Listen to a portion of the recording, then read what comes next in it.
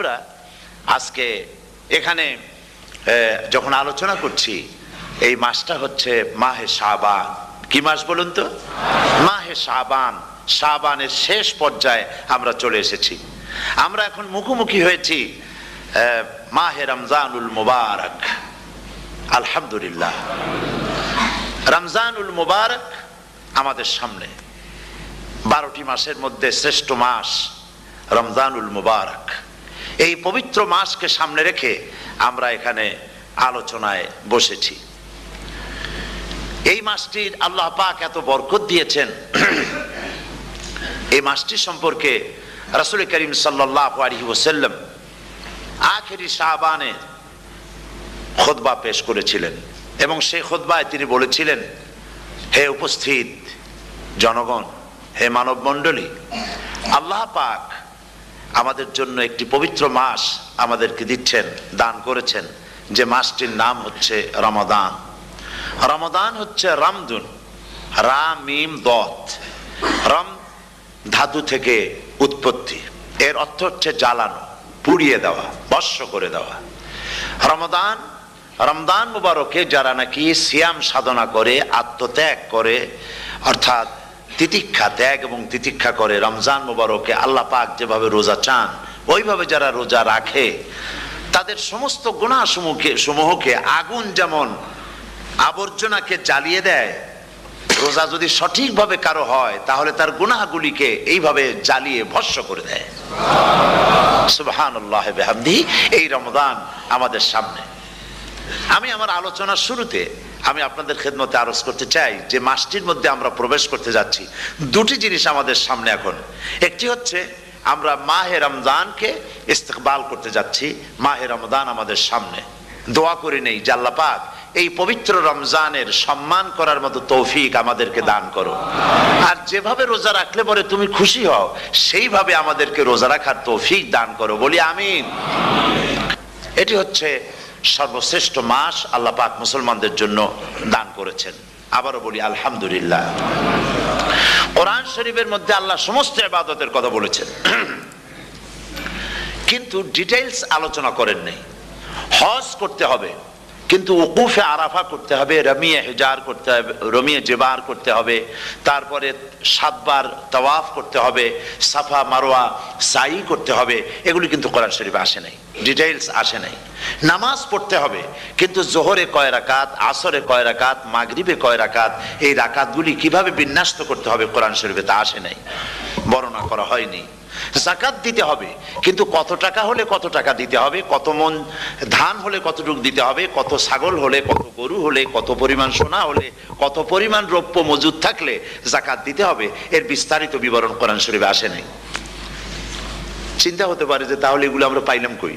আমরা পেয়েছি কোরআনের ব্যাখ্যা হচ্ছে রাসূল করিম সাল্লাল্লাহু আলাইহি ওয়াসাল্লাম। হুজুর এটাকে আমাদেরকে বলে দিয়েছেন, তিনি শারে ছিলেন, শরীয়ত প্রণেতা ছিলেন। তো সমস্ত ইবাদতকে আল্লাহ পাক সংক্ষেপে সংক্ষেপে তিনি আউটলাইন অথবা গাইডলাইন তিনি দিয়েছেন আল্লাহ পাক।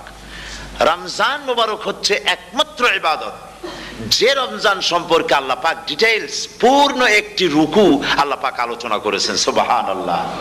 রোজা শুরু করবেন কোনখান থেকে, শেষ করবেন কোথায় গিয়ে, সফরে প্লেনে যখন চলবেন তখন আপনার রোজার অবস্থা কি হবে, যদি দেশে যান তখন কি হবে, অসুস্থ হলে কি হবে, কিভাবে রোজা রাখবেন, কিভাবে রোজা ভাঙবেন, তারপরে কখন শুরু হবে, কখন কি হবে ইত্যাদি বিস্তারিত বিবরণ।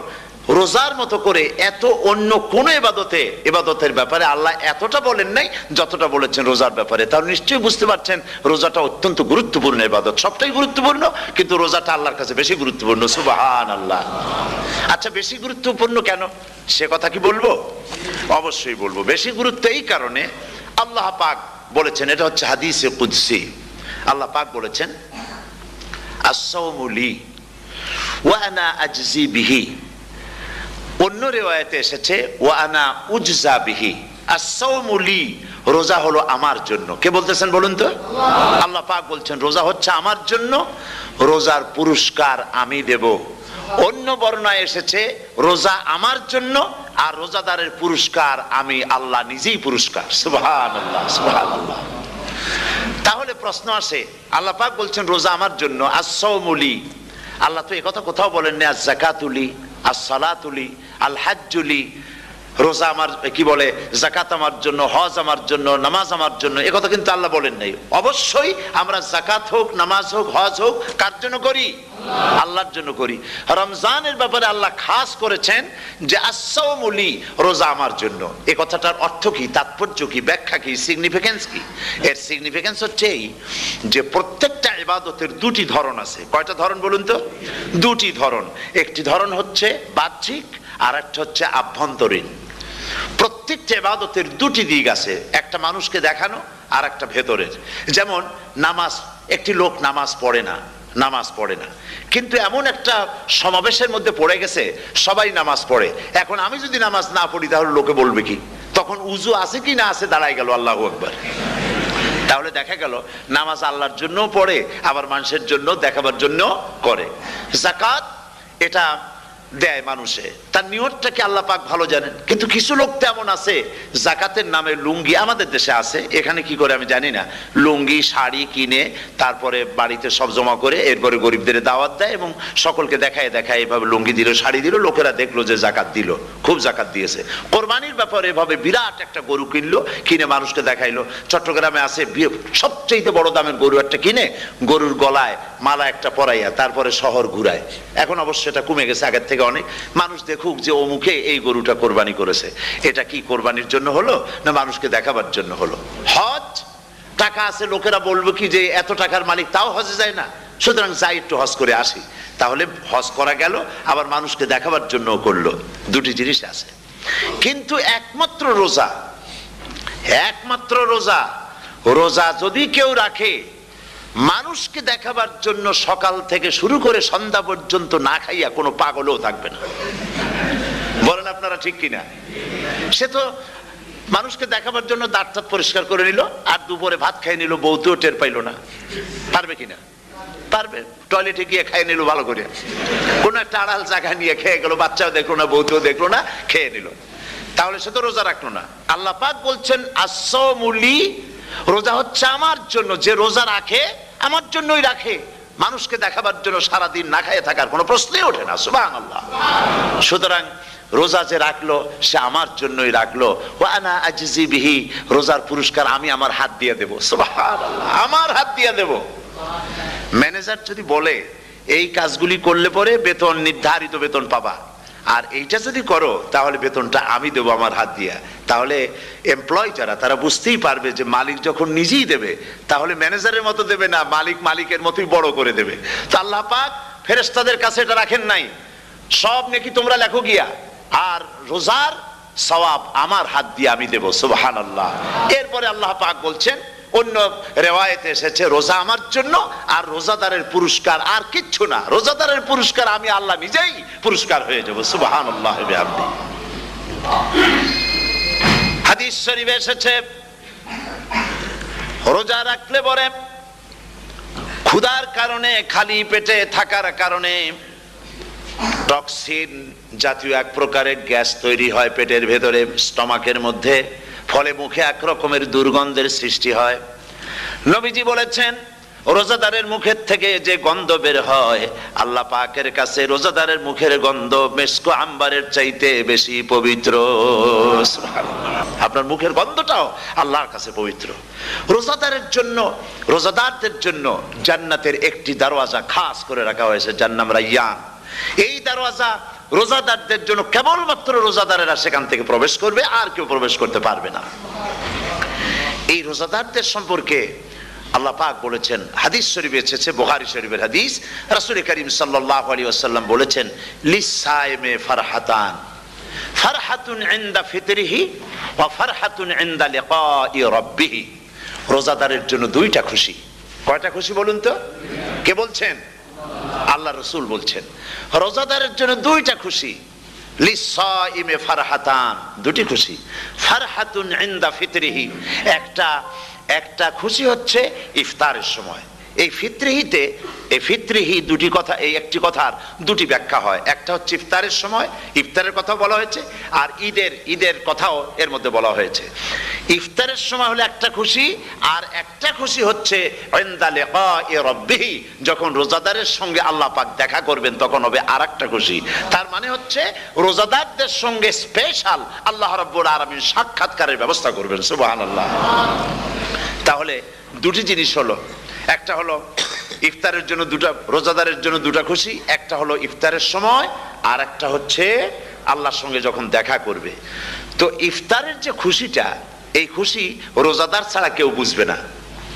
ইফতার সারাদিন রোজা রাখার পর সামনে পেঁয়াজি, বেগুনি, সালাদ, তরমুজ, মিষ্টি, তারপরে আম্বালা সুইট মিটের নানান রকমের মিষ্টি, এরপরে মুড়ি, কত কিছু সব সামনে নিয়ে বসে আছে। দেখছেন অবস্থা? সমস্ত কিছু সামনে বসা, ঘড়ির দিকে তাকানো। আপনি যদি 5 মিনিট আগে খান, ফেরেশতা এসে মুখের উপর থাপ্পড় মারবে, বেটা খাইলি কেন? বলবে কেউ? বলবে না। কোন ফেরেশতা লাঠি নিয়ে দাঁড়ায় আছে?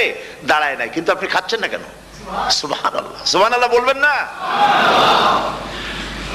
অন্তত 1500 বছর আগে আল্লাহ রাব্বুল আলামিন নির্দেশ করে রেখেছেন, সূর্য সাদা হওয়া থেকে, পূর্ব দিগন্ত সাদা হওয়া থেকে শুরু করে পশ্চিম দিগন্তে যখন কালো হয়ে কালো রেখা দেখা দেবে, যখন মাগরিব হয়ে যাবে, সূর্যাস্ত যাবে, ততক্ষণ পানাহার আর স্ত্রী সম্ভোগ থেকে বিরত থাকো।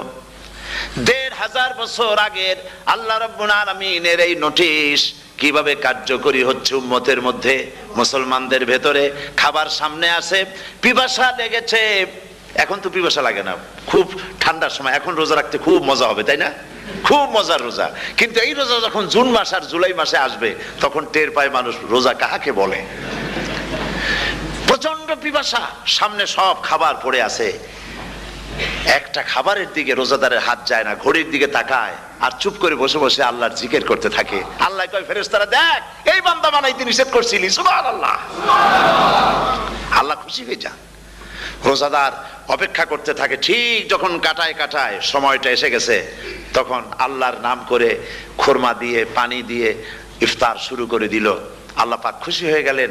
এই যে ইফতার, সারাদিন রোজা রাখা ইফতার করায় যে মজা, রোজা রাখলো না এরকম লোকেরাও কিন্তু ইফতার করে না? পুরান ঢাকায় আছে, ঢাকার তো কয়েকটা এলাকা আছে, পুরান ঢাকার লোকেরা নাকি বলে যে, যারা রোজা রাখে না তারা বলে যে, রোজা না রাখে একরকম পাপ করছি, আর ইফতার না করিয়া কবিরা গুনাহ করবো নাকি, ইফতার তো করাই লাগবে। তো খুব মজা করে ইফতার করে তারা। তো সারাদিন রোজা রেখে পেঁয়াজি, ছোলা, বুট, মুড়ি খাওয়ায় যে মজা, সারাদিন ভাত খাইয়া তারপরে ইফতারে শরীক হওয়া, ছাগলে ঘাস খাইলে যেমন লাগে ওইরকম তার মুখে লাগে, এই মজা পাবে না। রোজাদারের যে মজা লাগে সেই মজা সে পাবে না। সারা মাস রোজা থাকার পর, আল্লাহর হুকুম মেনে সারা রাত রোজা রাখার পর, তারপরে ঈদের দিনে জামা কাপড় পরিষ্কার করে, শেরওয়ানি গায়ে লাগাইয়া, পাঞ্জাবি পরে, আতর মেখে, এরপরে ঈদের জামাতে যখন দাঁড়ায় যায়, সে যে মজা পায়, সারা মাস রোজা রেখে ঈদের জামাতে গিয়ে সে যে মজা পায়, যে রোজা রাখলো না, ঈদের দিনে খুব জামা, পাজামা, সেন্ট এগুলো মেখে টেকে প্রথম কাতারে গিয়ে দাঁড়ায় গেছে, ও সেই মজা পাবে না। ওর মনের মধ্যে একটা চোর ভাব থেকেই যায়। সে মনে মনে ভাবে, এই জামাত আমার না, জোর করে আসছি, এইখানে দাঁড়াবার যোগ্যতা আমার নাই। মনের মধ্যে সে একটা অপরাধী ফিল করে, সে ফিল করতে থাকে। সুতরাং রোজাদারের জন্য দুইটা খুশি, একটা হচ্ছে ইফতারের সময়, আর একটা খুশি হবে যখন আল্লাহ তাদেরকে দেখা দেবেন। সুবহানাল্লাহ। এই রোজা আল্লাহ পাক দান করেছেন। আচ্ছা, কি জন্য রোজা আমাদের দিলেন? এই জন্য দিয়েছেন যে একটা মাস পৃথিবীর মুসলমানরা না খেয়ে থাকুক দিনের বেলায়, ওই না খেয়ে থাকার যে খাবারগুলি বাঁচবে, এগুলি আল্লাহ অন্য কোন এলাকার মানুষদের খাওয়াবেন নাকি? এই জন্য করেছেন রোজা, এই জন্য করেন নাই। রোজার ফজিলত আল্লাহর নবী বলেছেন, রমজান মুবারকের এত ফজিলত, মানুষ যখন কোন ইবাদত করে, আল্লাহ পাক সেই ইবাদতের নেক আমলের সওয়াব 10 থেকে শুরু করে 700 পর্যন্ত বাড়ায় দেন। 10 থেকে শুরু করে 700 বাড়ায় দেন। ইল্লা সওম, রোজা ছাড়া। নবীজি বলেছেন রমজান মুবারকে কেউ যদি একটি নফল কাজ আদায় করে, একটি নফল ইবাদত করে, অন্য মাসের একটি ফরজ আদায় করার সওয়াব আল্লাহ পাক নামায়ে আমলে দিয়ে দিবেন। রমজান মুবারকে কেউ যদি একটি ফরজ আদায় করে, অন্য মাসের 70টি ফরজ আদায় করার মতো সওয়াব আমলনামায় আল্লাহ দিয়ে দিবেন। সুবহানাল্লাহ। এই মাস আমাদের সামনে। আল্লাহু আকবার বলি, আল্লাহু আকবার বলি, আলহামদুলিল্লাহ। এই পবিত্র মাস আমাদের সামনে। এই মাসে এত সওয়াব, নফল হয় ফরজের মতো, আর ফরজ হয় 70টা ফরজের মতো। এত সওয়াব কেন হইল? আমরা না খেয়ে থাকি সেই জন্য নাকি? বলতে পারেন কেন হলো? একটি কারণ, শাহরু রমাদান আল্লাযী উনজিলা ফীহিল কুরআন। সুবহানাল্লাহ বলবেন না? এই রমজান মাস হচ্ছে সেই মাস যে মাসে আল্লাহ রাব্বুল আলামিন কোরআনে কারীমকে নাজিল করেছেন।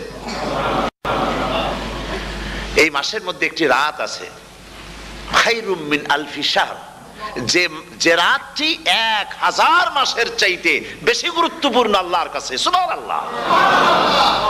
একটি রাত 1000 মাসের চাইতে গুরুত্বপূর্ণ। 1000 মাস ক্যালকুলেটর দিয়ে হিসাব করলে দেখা যায় যে 1000 মাসে 83 বছর 4 মাস হয়। তাহলে তার অর্থ কি এই যে একটানা 83 বছর 4 মাস ইবাদত করলে যে সওয়াব হবে, এই রাত্রে ইবাদত করলে সেই সওয়াব হবে? হতে পারে, এরকম হতে পারে, কিন্তু ব্যাখ্যাটা কি? ব্যাখ্যাটা হচ্ছে আরবিতে আলফুন শব্দ দিয়ে 1000 বোঝানো হয় না। আরবিতে যখন আলফুন বলা হয় তাহলে বোঝা যায় সংখ্যাধিক্য, বিপুল সংখ্যা, হাজার হাজার হাজার হাজার, থাউজেন্ডস এন্ড থাউজেন্ডস। এইটাকে বোঝাবার জন্য আরবিতে ব্যবহার করা হয় আলফুন, হাজার হাজার। তাহলে আল্লাহ কি বুঝাতে চাচ্ছেন? আল্লাহ রাব্বুল আলামিন তিনি আয়াত দ্বারা বুঝাতে চান, এর ব্যাখ্যা হচ্ছে এই পৃথিবীর মানবতার কল্যাণের জন্য, এই পৃথিবীর মানুষের ভালাইয়ের জন্য, মঙ্গলের জন্য হাজার হাজার মাস ধরে এই পৃথিবীর মানুষের যে কল্যাণ হয় নাই, এই রমজান মুবারকে একটা রাত আছে যেই রাতে আল্লাহ রাব্বুল আলামিন মানবতার সেই কল্যাণ করেছেন। সেই কল্যাণ কি দিয়ে করেছেন?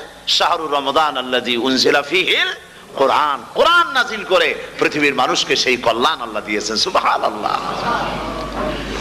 বন্ধুগণ, কোরআন, কোরআন কি নিয়ামত আমাদের কাছে! সেই নিয়ামতকে আমরা চিনলাম না, আমরা বুঝতে পারলাম না কত বড় নিয়ামত আল্লাহ আমাদের দান করেছেন।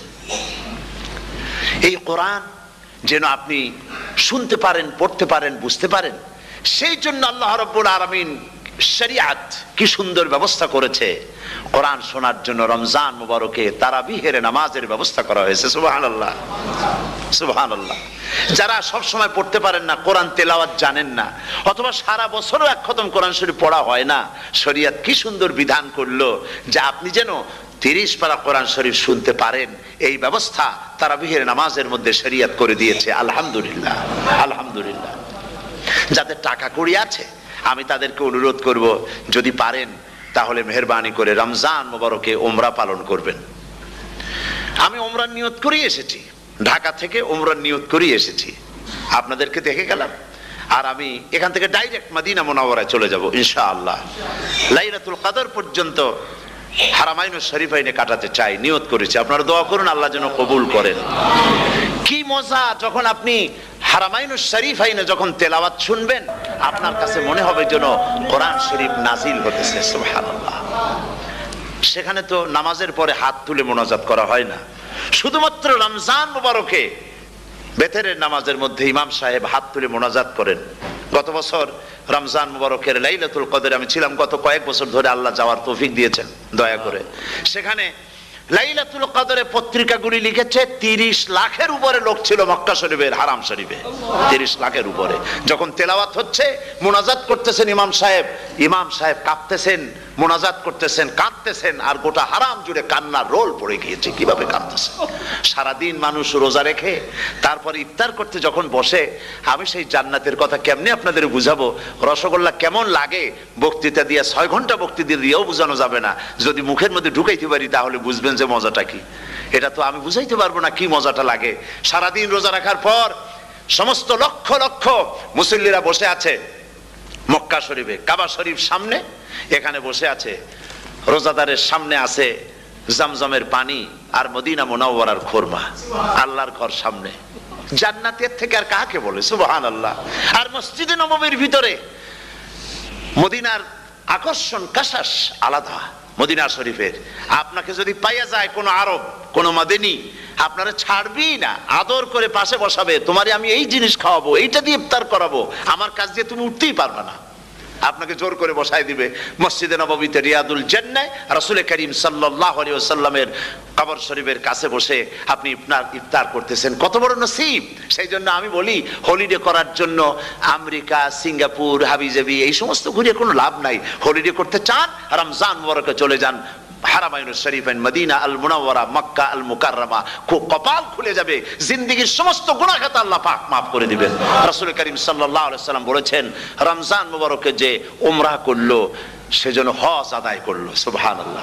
অন্য রিওয়ায়াতে এসেছে, যে ব্যক্তি রমজান মুবারকে উমরা করলো সেজন্য আমার সাথে হজ আদায় করলো, সুবহানাল্লাহ বিহামদিহি। তো বলতেছিলাম যে কোরআনে কারীম হচ্ছে একটি বিরাট নিয়ামত, এই নিয়ামত শোনানো হয় রমজান মুবারকে। আমি এবার এসে খুব খুশি হলাম একথা শুনে যে ইস্ট লন্ডন মসজিদ তারা একটা ব্যবস্থা করেছে, সুন্দর একটা রেডিও তারা আবিষ্কার করেছে, না কি করছেন আপনারা, ট্রান্সমিটার তৈরি করেছেন, ওনারা ওখানে রেডিও বিক্রি করেন। আপনারা বহুটা খরচ করেছেন, তারা হাজার হাজার পাউন্ড খরচ করে টাওয়ার বানিয়েছেন এবং একটা ফ্রিকোয়েন্সি তারা নিজেরা নিয়েছেন, আর রেডিওগুলি 125 পাউন্ড করে ওনারা দিচ্ছেন খরচ হিসেবে। এটা যারা নিয়ে যায় ঘরের মধ্যে বসে তারাবিহের তেলাওয়াত তারা শুনতে পাবেন। মহিলারা অনেক সময় আসতে পারেন না, মহিলারা ঘরে বসে শুনতে পারবেন।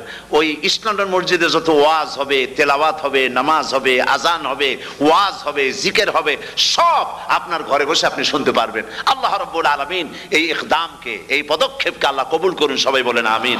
এবং প্রত্যেকের ঘরে ঘরে এই রেডিও পৌঁছে যাক, আমরা বলি আমিন। আল্লাহ যেন কবুল করেন। আপনি ঘরে বসে মসজিদের সমস্ত প্রোগ্রাম পেতে পারবেন। আর কি সুন্দর, সেখানে যিনি তেলাওয়াত করেন, আজান দেন, আলহামদুলিল্লাহ, তার আজান শুনলে পরে তো মনে হয় যে আমি মক্কা শরীফে চলে গেছি, মদিনায় চলে গেছি। আর তেলাওয়াত তো কত সুন্দর, আলহামদুলিল্লাহ। আল্লাহ তার প্রতি রহম করুন, আমরা বলি আমিন। সুতরাং বলতেছিলাম যে এই পবিত্র রমজানুল মুবারক, এটি হচ্ছে, এটি কি জিনিসটা, কি জিনিসটা বুঝাবার জন্য আমি বলি, যেমন এই ঘড়িটা এটা কেনার পর 2-1 বছর পর এটা ফাস্ট হয় অথবা কি হয়, স্লো হয়ে যায়। তখন এটাকে সারার জন্য আমরা হসপিটালে দেই। হসপিটাল মানে লন্ডন হসপিটাল না, ঘড়িরও হসপিটাল আছে, তো ঘড়ির হসপিটালে দিলাম। ওরা এটাকে দেখে শুনে ওয়াইলিং করে টরে দিল ঠিক মতো। একবার যদি ঠিক করে দিল, আবার আমার 1-2 বছর চললো, আর কোনো ডিস্টার্ব করবে না, ঠিক কিনা? আপনার গাড়ির ইঞ্জিন যদি কোনো রকমের অসুবিধা করে, তাহলে গাড়ির ইঞ্জিনকে ওভারহোলিং করতে হয়, ইঞ্জিন ডাউন দিতে হয়। একবার যদি ইঞ্জিন ডাউন দিলেন, ওভারহোলিং করলেন, তাহলে আপনার এই গাড়ি 5-6 বছরের জন্য আর হাত দিতে হবে না। এ কথাগুলি বুঝতে পারছেন কিনা? সারা জীবন, সারা মাস অন্যায় করার পরে, গুনাহ করার পরে মানুষের অন্তঃকরণে কালিমা লেগে যায়। আল্লাহ রাব্বুল আলামিন রমজান মুবারকের একটা ব্যবস্থা করেছেন, ইঞ্জিন ওভারহোলিং এর মতো, ইঞ্জিন ডাউন দেওয়ার মতো। আপনার কালবকে, আপনার আত্মাকে, আপনার বিবেককে, আমার বিবেককে পরিষ্কার করার জন্য রমজান মাস করে দিয়েছেন। রমজান মুবারকের একটি মাসের কোর্স যদি কমপ্লিট করা যায়, তাকওয়া দিয়া যদি ভরে দেওয়া যায়, তাহলে বাকি 11 মাস আরামসে চলবে, কোনো অসুবিধা হবে না। নবীজি বলেছেন, রমজান মুবারকে মাস আসার সঙ্গে সঙ্গে আল্লাহ রাব্বুল আলামিন তিনি জান্নাতের সমস্ত দরজাগুলি খুলে দেন, আর জাহান্নামের সব দরজাগুলি আল্লাহ রাব্বুল আলামিন বন্ধ করে দেন। সুবহানাল্লাহ। আর শয়তানকে শৃঙ্খল দিয়ে বেঁধে ফেলা হয়, শিকল দিয়ে শয়তানরে বাঁধা হয়ে যায়। এই হাদিসটা যখনই শোনাই বিভিন্ন জায়গায়, লোকেরা বিভিন্ন জায়গায় প্রশ্ন করে, হুজুর কোন তো যে শয়তানরে বাঁধতে হয়, কিন্তু রমজান মাস হতো লোকেরা মদ খায়, মিথ্যা কথা কয়, তাহলে শয়তান বাঁধা থাকলো কেমনে? আমি বলি, দেখেন, এরও ব্যাখ্যা আছে। এর ব্যাখ্যা হলো এই, কোন কোন ঘড়ি আছে একবার চাবি দিলে 6 মাস চলে, আর একবার চাবি দিলে 2 বছর চলে, আবার চাবি দিলে লাইফ চলে যায়, এরকমের ঘড়িও আছে। কোন কোন মানুষে শয়তানে এমন চাবি দিছে যে চাবিতে 6 মাস চলে, কোনটায় 10 মাস চলে, কোনটায় বছর চলে। রোজার মাসেও যারা গুনাহ করে শয়তানি এমন চাবি দিছে যে রোজার মাসেও বন্ধ হচ্ছে না। এরা শয়তানের খপ্পরে পড়ে গেছে। আল্লাহ এই চাবি থেকে মুসলমানদেরকে হেফাজত করুন, বলি আমিন। জোরে বলেন আমিন। শয়তান থেকে পানাহ কেউ দিতে পারে না, কোন গভর্নমেন্ট পারবে না। ব্রিটিশ গভর্নমেন্ট পারবে নাকি? American government? কেউ পারবে না। শয়তান থেকে পানাহ দিতে পারে কেবলমাত্র কে? ওই আল্লাহ রাব্বুল আলামিন আমাদেরকে শিখায় দিয়েছেন, শয়তানের ওয়াসওয়াসা থেকে আমার কাছে পানাহ চাও। আউযু বিল্লাহি মিনাশ শাইতানির রাজিম। বিতাড়িত মরদুদ শয়তানের ওয়াসওয়াসা থেকে পানাহ চাই, আল্লাহর কাছে পানাহ চাও। আল্লাহ পাক বলেন আমি পানাহ দিতে পারি শয়তানের ওয়াসওয়াসা থেকে। শয়তান থেকে আশ্রয় একমাত্র সিকিউরড, নিরাপত্তা পেয়েছেন আল্লাহর পয়গম্বরেরা। সুবহানাল্লাহ। আম্বিয়া আলাইহিমুস সালাম তারা আল্লাহ কর্তৃক নিয়ন্ত্রিত। শয়তানের ক্ষমতা নাই পয়গম্বরদের কাছে যাওয়া। চতুর সীমানার ভেতরে শয়তান প্রবেশ করে কোন নবীকে ওয়াসওয়াসা দিতে পারবে না, বলি সুবহানাল্লাহ। এই জন্য শয়তান থেকে বেঁচে যাওয়া, শয়তানের ওয়াসওয়াসা থেকে বাঁচা খুবই কঠিন। সেই জন্য আল্লাহ পাক বলছেন শয়তানকে বেঁধে রাখা হয়, জান্নাতের সমস্ত দরজা খোলা, জাহান্নামের সমস্ত দরজা বন্ধ হয়ে যায়। এই নিয়ামতের মাস আমাদের সামনে।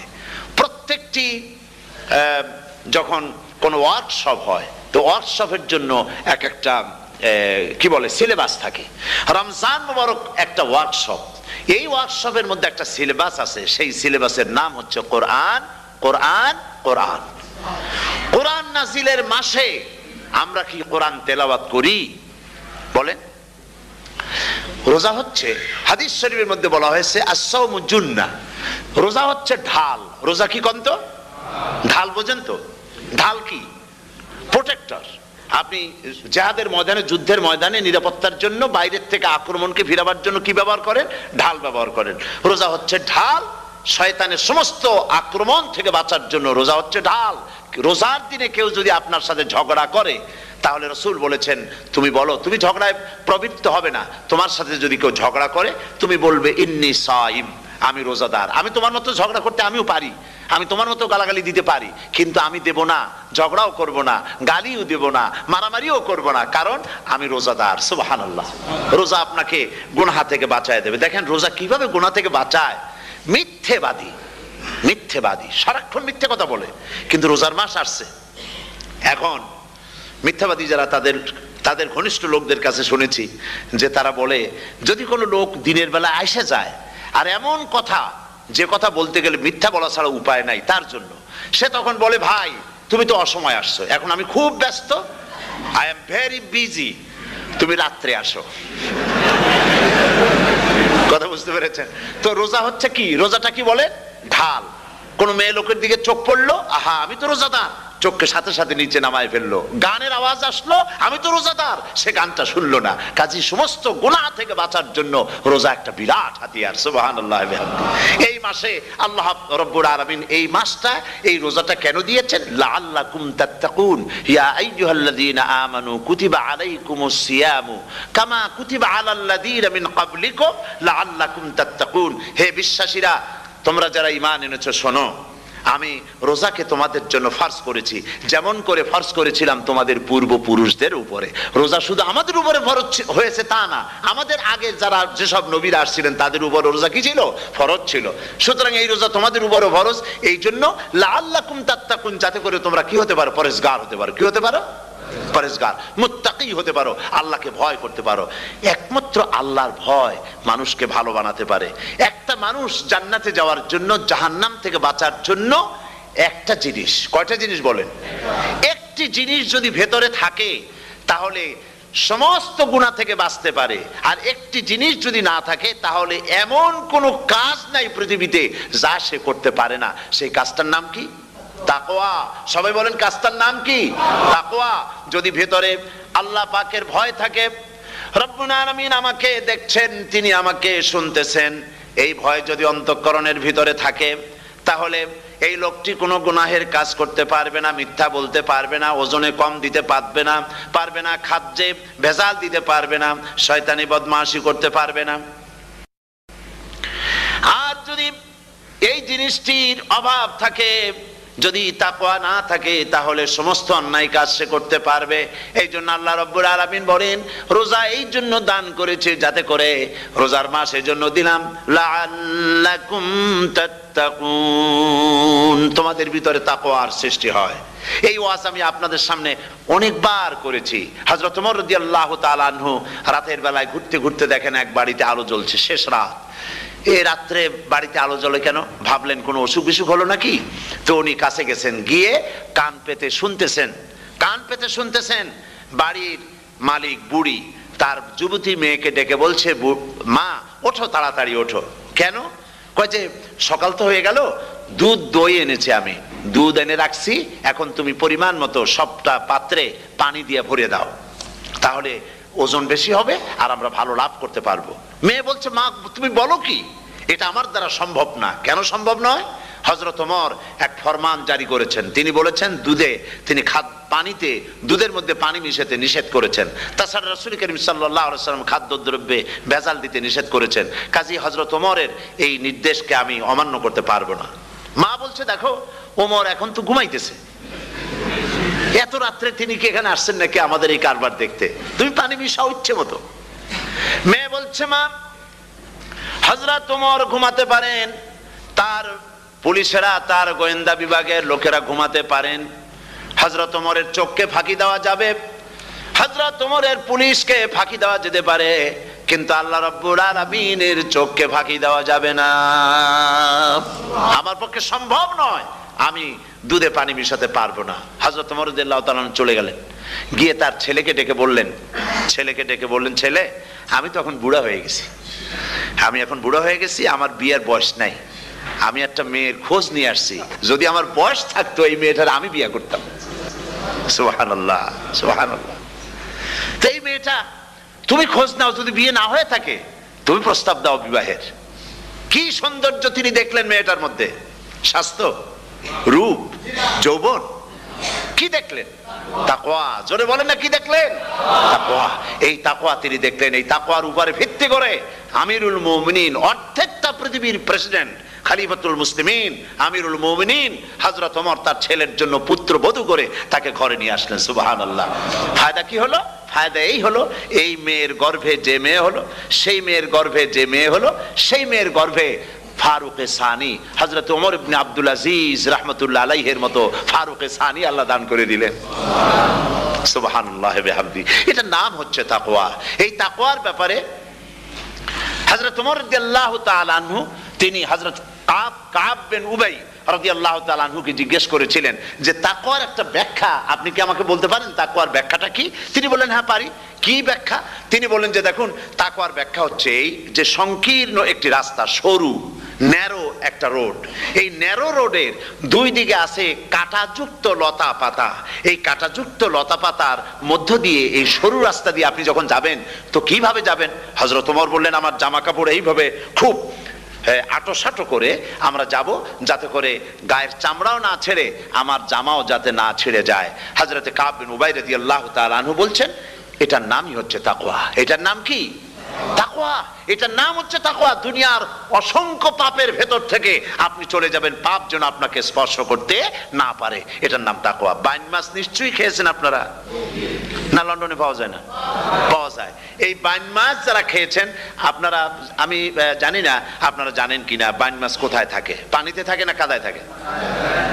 মাশাআল্লাহ, বাইন মাছ থাকে কাদার মধ্যে। কিন্তু এই বাইন মাছ যারা ধরেছে তাদের মুখে শুনেছি আমি যে বাইন মাছ থাকে কাদায়, ওকে যখন ধরে টেনে বের করায় কাদার মধ্যে থেকে এক ফোঁটা কাদা ওর গায়ে নাই। এই কলুষিত সমাজ, পাপে ভরপুর, গ্রেট ব্রিটেন, আমেরিকা, পাশ্চাত্য, আমাদের দেশ, সর্বত্র পাপ আর পাপ। এই পাপের মধ্যে বাইন মাছ শুধু খাইয়েন না, ওর কাছ থেকে শিক্ষাও গ্রহণ করেন। ও যেমন কাদার মধ্যে থাকে, কাদা ওর গায়ে লাগে না, আপনিও এই সমাজের মধ্যে আপনি আপনার কাজ চালিয়ে যান, পাপ যেন আপনাকে স্পর্শ না করে। আল্লাহ যেন পাপের থেকে আমাদের বাঁচান। আমরা বলি আমিন, সবাই বলেন আমিন। এটার নাম হচ্ছে তাকওয়া। আর তাকওয়া লম্বা জামায় তাকওয়া হয় না, লম্বা দাড়িতে তাকওয়া হয় না, পাগড়ি একটা বানলেই তাকওয়া হয় না। রাসূলুল্লাহ সাল্লাল্লাহু আলাইহি ওয়াসাল্লাম বলছেন তাকওয়া হা হুনা, হা হুনা, হা হুনা, 3 বার বলেছেন, বুকের দিকে দেখায় বলেছেন তাকওয়া হা হুনা, তাকওয়া হচ্ছে এখানে। এর অর্থ এই নয় যে আমি দাড়িকে আমি ছোট করে দেখছি, জামাকে ছোট করে দেখছি, তা নয়, কিন্তু বলছি যে তাকওয়াটা হচ্ছে অন্তরের ভেতরে, এই অন্তরের ভেতর থেকেই এটার বহির প্রকাশ হতে হবে আপনার কথায়, আপনার বলায়, আপনার ওঠায়, আপনার বসায়, আপনার চালচলনে, আপনার বিয়ে শাদিতে, আপনার ব্যবসা বাণিজ্যের সর্বত্র তাকওয়ার ছাপ প্রদর্শিত হতে হবে, তাহলেই আমার মধ্যে তাকওয়া এসেছে বলে প্রমাণ হবে। আর এটাই আল্লাহ পাক চান, রমজান মোবারকে তোমাদের মধ্যে তাকওয়া সৃষ্টি হোক। রোজা সম্পর্কে এই কথাগুলি আমি বলে নিলাম। প্রথম 10 দিন শুধু রহমত নাজিল হবে, দ্বিতীয় 10 দিনে আল্লাহ পাক শুধু মাফ করতে থাকবেন, আর তৃতীয় 10 দিনে আল্লাহ পাক জাহান্নাম থেকে মুক্ত করে দিবেন। সুবহানাল্লাহ। রমজানে মক্কা শরীফে, মদিনা শরীফে ছোট্ট একটা বাচ্চাও ঘুমায় না, অন্তত 5-7 বছর, 8-10 বছর বয়স হয়ে গেছে এরকমের বাচ্চা সারা রাত্রে 1 সেকেন্ডের মধ্যে ঘুমায় না। সমস্ত লোক জাগে, ফজরের নামাজ পড়তে থেকে ঘুমায়, সব সমানে 2 হাতে নেকি কামাই করে। নেকি কামাইয়ের মৌসুমে বাহার, রমজান হচ্ছে নেকি কামাইয়ের বসন্তকাল। আপনারা যেন খবরদার মিস করবেন না, মিস করবেন না, খবরদার। এই মাসটা পুরাপুরি কাজে লাগাবার জন্য মায়েরা, আমার মায়েরা, বোনেরা, মেহেরবানি করে এই মাসটা কাজে লাগাবেন। গীবত গাইবেন না, রাগারাগি করবেন না, ঝগড়াঝাটি করবেন না, মিথ্যা কথা বলবেন না, তেলাওয়াত, জিকির, আজগার। আর পুরুষেরাও এই জিকির আজগারের মধ্যে, মানুষকে ভালো কাজের আদেশ করার মধ্যে যা আজকে আল্লাহ আমার দিয়ে বলাইলেন, এই কাজগুলি আমি এবং আপনারা সবাই যেন আমল করতে পারি, আল্লাহ তৌফিক দান করুন। আপনারা এই মোনাজাতের পরে যে যে এলাকায় গিয়ে জামাতে এশার নামাজটা আদায় করবেন, এখানে নামাজের কোনো ব্যবস্থা করা যায় নাই বলে আমরা দুঃখ প্রকাশ করছি। পাশে যেখানে মসজিদ পান, জামাতে এশার নামাজটা খবরদার আদায় করে নেবেন, নামাজ ছেড়ে দেবেন না। 5 ওয়াক্ত নামাজ সঠিকভাবে আদায় করবেন। আর মদের ব্যবসা যাদের আছে, মদের ব্যবসা ছেড়ে দেবেন। আর মদের চাকরি যারা করেন, সেখান থেকে চাকরি উঠাইয়া কোনো ভালো জায়গায় চাকরি করার জন্য চেষ্টা করবেন। জেনা, ব্যভিচার, নাচ, গান ইত্যাদি, তাস, পাশা, জুয়া, অন্যায় কাজে যাব না। আল্লাহ যেন কবুল করেন, বলেন আমিন। বলেন সবাই আমিন। এটাই কাজ। শিরক এবং বেদাতের বাড়ির কাছেও আমরা কেউ যাব না। এই তওবা করে খাঁটি মুসলমান হইতে হবে। আমরা কতদিন বাঁচবো জানি না, আল্লাহ পাক যেন আমাদেরকে ঈমানের সাথে রাখেন। যাদের মুখে দাড়ি নাই, আল্লাহ পাক তাদের মুখে দাড়ি লাগায় দিক, বলি আমিন।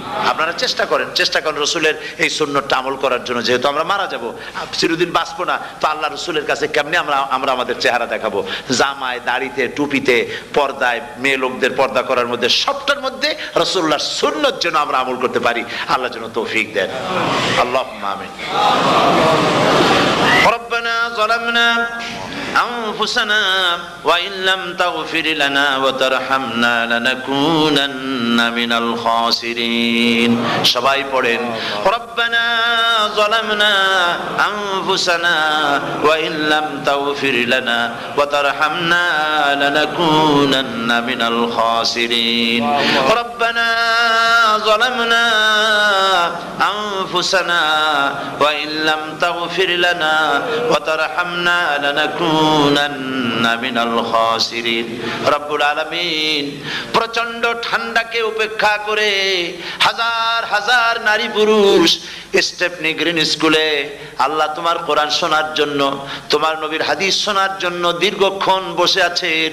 এতক্ষণ আমরা যে আলোচনা করলাম, দরুদ ও সালাম পড়লাম, মেহেরবানি করে সওয়াবটুকুন রাসূল করিম সাল্লাল্লাহু আলাইহি ওয়াসাল্লামের রূহ মোবারকে পৌঁছায় দাও। পৃথিবীর মাটির নিচে যত মুমিন মুমিনাত শুয়ে আছেন, আল্লাহ তাদের আরওয়ার পরে সওয়াব পৌঁছায় দাও রব্বুল আলামিন। আমরা সবাই মিলে আজকে দোয়া করি, আমাদের মধ্য থেকে আমাদের আব্বা জান আর আমাদের মা যাদের মারা গেছে, কবরগুলিকে জান্নাতের টুকরায় পরিণত করে দাও। ও রব্বির হামহুমা কামা রাব্বায়ানি সগীরা। সবাই পড়েন রব্বির হামহুমা কামা রাব্বায়ানি সগীরা। হে আল্লাহ তাআলা, আত্মীয় স্বজন যদি বিদেশে থাকে, টেলিফোনে খোঁজ খবর পাওয়া যায়, চিঠি দিয়েও 6 মাস 1 বছরে খোঁজ খবর নেওয়া যায়, কিন্তু আমাদের মা বাপ যাদের দুনিয়া থেকে বছরের পর বছর হলো বিদায় হয়ে গেছে, টেলিফোন বা চিঠিপত্রের কোনো সিস্টেম নাই, কোনো কায়দা নাই, কোন হালতে কবরে আছে জানি না। আল্লাহ তুমি দয়া করে আমাদের বাপ জান যাদের মারা গেছে, আল্লাহ কবরটারে বেহেশত বানাইয়া দাও রব্বুল আলামিন। জনম দুঃখিনী মা, আমাদের মা যাদের মারা গেছে, 10টা মাস পেটের মধ্যে থেকে মাকে হাঁটু দিয়ে, পাও দিয়ে, মাথা দিয়ে, গুতা দিয়ে কষ্ট দিয়েছি। আবার মা ডেলিভারিতে নিদারুণ কষ্ট করেছেন, যা মা ছাড়া কেউ বুঝবে না। এরপরে 2.5 বছর পর্যন্ত মায়ের বুকের দুধ চুষে চুষে খেয়ে মাকে বিরক্ত করেছে, পেশাব পায়খানা করে মাকে কষ্ট দিয়েছি।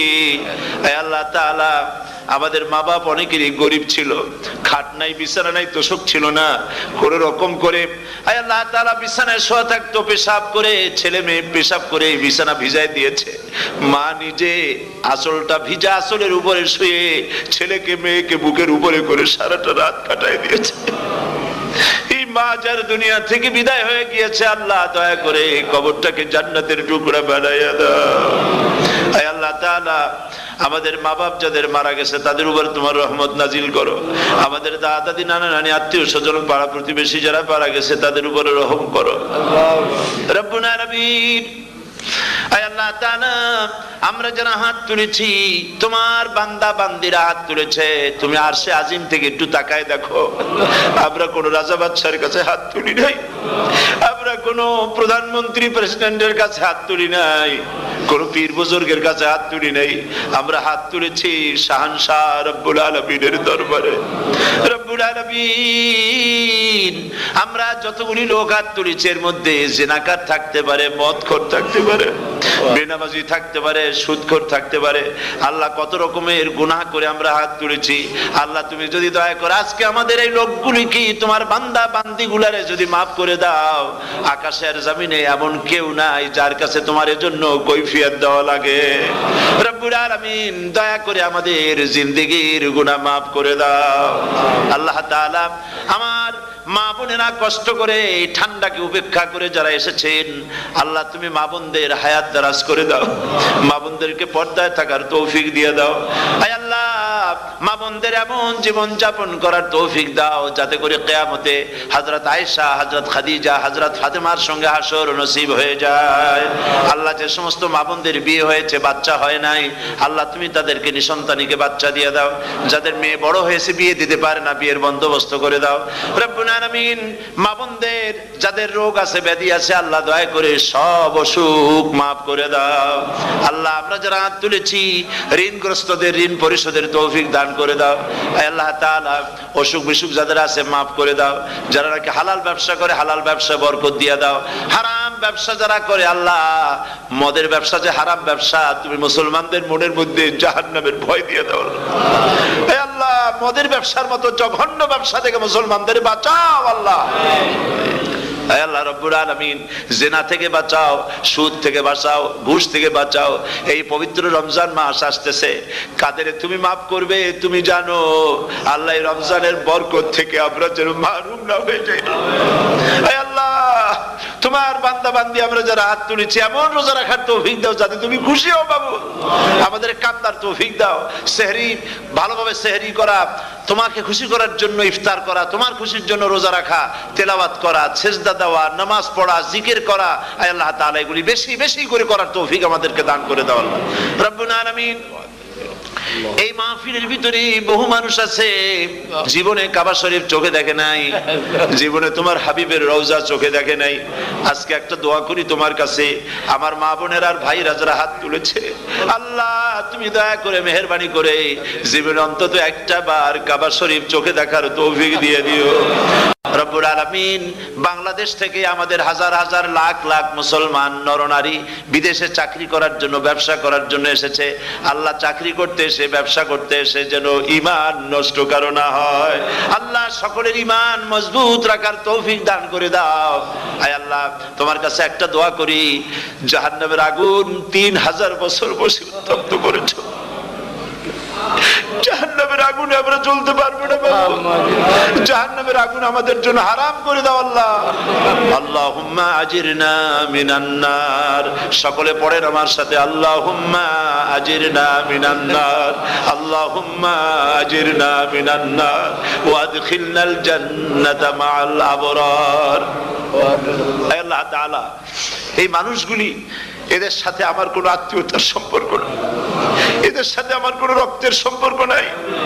এই মানুষগুলি, মা বোনেরা, ভাইয়েরা আমাকে তারা ভালোবাসেন দ্বীনের জন্য, আমি তাদেরকে ভালোবাসি দ্বীনের জন্য। আল্লাহ, এই ভালোবাসা যেন দুনিয়ায় শেষ না হয়, এই ভালোবাসা দিয়ে যেন কিয়ামতের দিন আমরা এক জান্নাতে থাকতে পারি, এই তৌফিক তুমি আমাদেরকে দান করে দিও আল্লাহ তাআলা। तमाम পৃথিবীর মুসলমানদের উপরে তোমার রহমত নাজিল করো, বাংলাদেশের উপরে রহমত নাজিল করো, চেচনিয়া বসনিয়ার উপর রহম করো আল্লাহ। চেচনিয়ার মুসলমানদের দেখার কেউ নাই তুমি ছাড়া বাবু, তুমি রক্ষা করো। রাশিয়াকে দুর্বল করে দাও, চেচনিয়ার মুসলমানদেরকে আজাদ করে দাও, কাশ্মীরকে আজাদ করে দাও, দুনিয়ার সমস্ত স্বাধীনতাকামী মুসলমানদেরকে স্বাধীন বানায় দাও আল্লাহ তাআলা। নতুন শতাব্দীতে মুসলমানদেরকে আর মেরো না আল্লাহ। আমরা বুঝতে পেরেছি আমরা নাফরমান, সেই জন্য তুমি রাগ করেছো, সেই জন্য তুমি আমাদের মারতেছো, কাফের দিয়ে মারতেছো আল্লাহ। আল্লাহ তুমি আমাদেরকে মাফ করে দাও, নতুন শতাব্দীতে ইসলামের বিজয় দিয়ে দাও আল্লাহ। বিজয়ের আমরা তো আশাও করতে পারি না, যেহেতু আমরা গুনাহগার।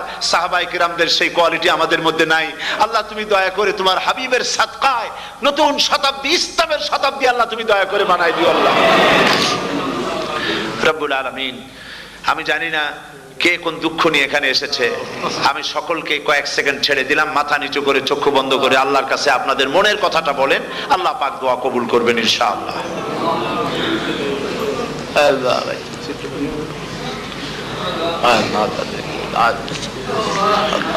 আল্লাহ তাআলা তোমার বান্দারা বান্দিরা মনে মনে যে যা চাইলো আল্লাহ সকলের নেক আশা তুমি পুরা করে দাও। ربنا تقبل منا إنك أنت السميع العليم وتب علينا إنك أنت التواب الرحيم ستر العرش مسبول علينا وعين الله ناظرة إلينا بحول الله لا يقدر علينا اللهم إنا نجعلك في نحورهم ونعوذ بك من شرورهم اللهم لا مانع لما أعطيت ولا معطي لما منعت ولا ينفع ذا الجد منك الجد اللهم زدنا ولا تنقصنا وأكرمنا ولا تهنا وآتنا ولا تحرمنا وآثرنا ولا تؤثر علينا وأرضنا وارض عنا سبحان ربك رب العزة عما يصفون وسلام على المرسلين والحمد لله رب العالمين واجعل آخر كلمة عند الموت لا إله إلا الله محمد رسول الله السلام عليكم ورحمة الله